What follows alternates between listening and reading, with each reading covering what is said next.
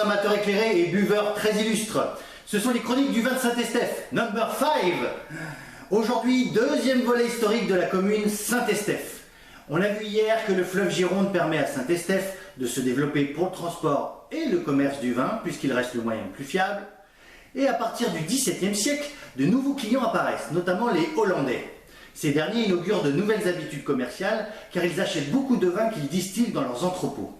C'est à cette même époque que la physionomie du paysage marécageux va changer avec l'assèchement des marais entrepris par les Hollandais, toujours eux. Et d'autre part, les seigneurs commencent à défricher les forêts et les landes, et un paysage de champs de vignes sur des croupes ensoleillées prend de l'ampleur.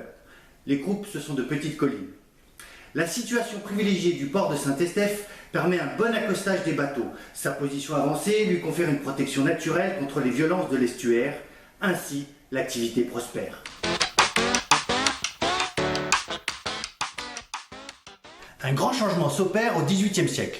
Jusqu'alors, on pratique la polyculture. Sur une même parcelle, poussent aussi bien de la vigne que des légumes, des légumineuses et des céréales. Et les goûts des consommateurs changent. Jusqu'à présent, les Bordelais fournissent un vin clair, appelé à juste titre par les Anglais Clarets. Ce vin, tout à fait anonyme, laisse place à un vin rouge qui connaîtra désormais une notoriété internationale et fera la réputation de l'appellation. Le remembrement des terres va permettre la constitution des domaines viticoles. Et la vigne devient peu à peu la seule culture à Saint-Estèphe. Il faut dire qu'à cette époque, le Médoc reste encore sous-exploité en termes de viticulture. Et cela n'a pas échappé aux riches parlementaires bordelais qui convoitent cette partie géographique du nord de Bordeaux et ainsi entament une véritable colonisation. Cet engouement est accentué par la notion de cru qui se développe dès le début du XVIIIe siècle. Le vin que l'on surnomme désormais le New French Claret a énormément gagné en qualité et est très prisé par toutes les grandes cours d'Europe.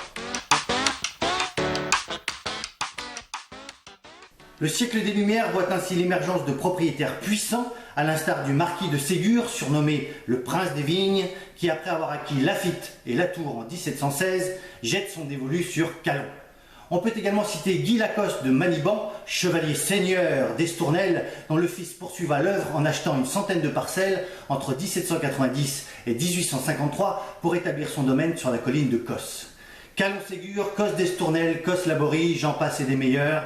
Autant de grands noms, des grands crus qui laissent songeurs.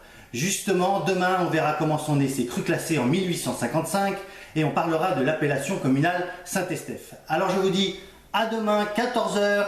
D'ici là, prenez soin de vous et de vos proches. Et n'oubliez pas, bonum vinum, laetificat cor hominis, le bon vin réjouit le cœur de l'homme.